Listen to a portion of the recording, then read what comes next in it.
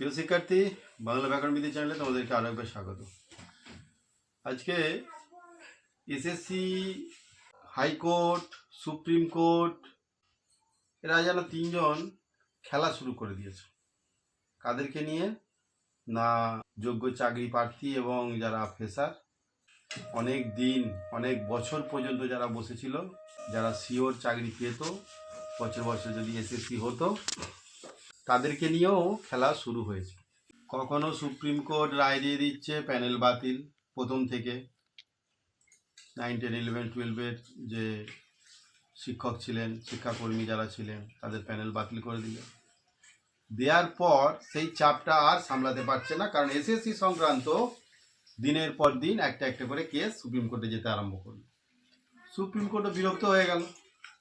বিরক্ত হয়ে গিয়ে লাস্ট কি বলে দিল যে এখন থেকে সমস্ত কেস হাইকোর্ট শুনবে। বাস, সবাই আবার তলবি তলপা গুছিয়ে নিয়ে হাইকোর্টে চলে এলো।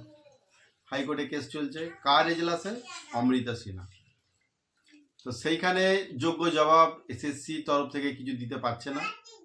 সুপ্রিম কোর্টের কিছু রায়ের ভুল ব্যাখ্যা করে নিয়ম তৈরি করেছিলেন, সেইগুলো নিয়ে অমৃতা সিনহা কথা বলছেন। এবং অমৃতা সিনহার যে নির্দেশ, এই কেস চলাকালীন যে সমস্ত নির্দেশগুলো দিয়েছেন, সেই নির্দেশ আবার এসএসসি পছন্দ হচ্ছে না। না পছন্দ হওয়ার ফলে কি করছে না, আবার এসএসসি চলে গেল সুপ্রিম কোর্টে। এ তো গেল এসএসসির case update. Group C, group ডির ক্ষেত্রে যেটা দাগিদের কথা প্রকাশ করা হয়েছিল, সেখানেতে কোনো ডিটেলস নেই, ছিল না, শুধু নাম রোল নাম্বার ছিল। কিন্তু বলেছেন সমস্ত দাগিদের 7,000 মতো দাগি যারা আছেন অযোগ্য প্রার্থী, তাদের রোল নাম্বার, নাম, ঠিকানা, বাবার নাম, সমস্ত কিছু ডিটেলস প্রকাশিত করতে হবে। কারণ কারা আবার চাকরিতে বসছে, তাহলে সেটা তো নাহলে তো বোঝা যাবে না। সেই জন্য সেই নির্দেশ দিয়েছেন। এবং পূর্ণাঙ্গ তালিকা, আগের যে তালিকা প্রকাশ করেছিল তাতে খুবই কম ছিল, 3,000-এর মতো। পুরো 7,000-এর ওপর তালিকা প্রকাশ করতে বলেছে সুপ্রিম কোর্টও, সেটা বলেছিল। কিন্তু ভুল ব্যাখ্যা করে এসএসসি হয়তো মানেননি। চাপে পড়ে গেছে এসএসসি, আবার এসএসসি ছিল সুপ্রিম কোর্টে মামলা করতে। ও তো গেল। তাহলে কি দেখতে পাওয়া যাচ্ছে যে চাকরি প্রার্থীরাই শুধু এই গোলকিপার ওই গোলকিপারের দিকে একবার করে তাকাচ্ছে যে কোন দিকে গোল হয়, আর পাবলিক যারা আছে তারা বেশ এই খবরগুলোকে নিয়ে মজা করছে যে আবার বাতিল হয়ে গেল, আবার যোগ্য বাতিল গেল। বেশ এগুলো একটা বেশ আলোচনার বিষয় হয়ে দাঁড়াচ্ছে। আলটিমেট কিছু হচ্ছে না, শুধু চাকরি প্রার্থীরা হতাশায় ভুগছেন।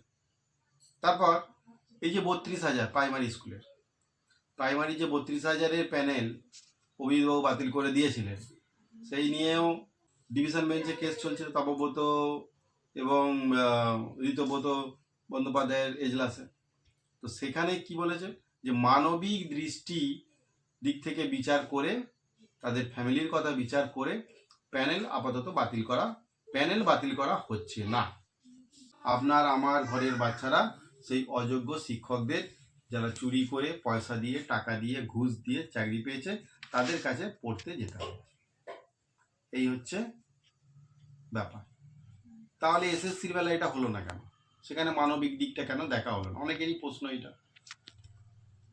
তো এই কথাটার মধ্যে দিয়ে অনেক রকমভাবে বুঝেছে। যেরকম আমি বুঝেছি কীরকম, যে এখানে একটা রাস্তা তৈরি করে দিলেন যে রাজ্য সরকারের যে সমস্ত জাজ আছেন, তারা প্যানেল বাতিলের রাস্তায় না হেঁটে নিজেকে সেফগার্ডে একটু রাখতে চাইলেন। দায়িত্বটা দিয়ে দিলেন পুরো সুপ্রিম কোর্টকে। মুখে বললেন না যে সুপ্রিম কোর্টে চলে যাও, কিন্তু রাস্তা একটা খুলে রাখলেন। এই নিয়ে আবার সুপ্রিম কোর্টে কেস হলো। এখন এই দেখতে থাকবে রাজ্যবাসী, এইরকমভাবে দেখতে থাকবে কবে নিয়োগ হয়। আশা করি তো নিয়োগ হওয়ার আপাতত কোনো সম্ভাবনা নেই, আপাতত কোনো সম্ভাবনা দেখা যাচ্ছে না।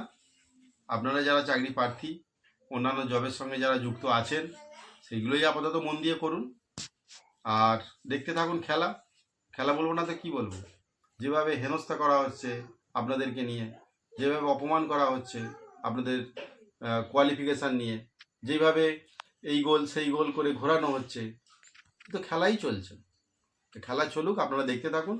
খেলার ফলাফল একদিন তো একদিন আসবেই, সেখানে আমরা অবশ্যই একটা ভালো কিছু আশা করব। আজকে এই পর্যন্তই ভিডিওটা। এখনও 10 নম্বরের কেস বাকি আছে, সেটা আমি পরে আলোচনা করব। চলো, আজকের পর্যন্ত সবাইকে ধন্যবাদ।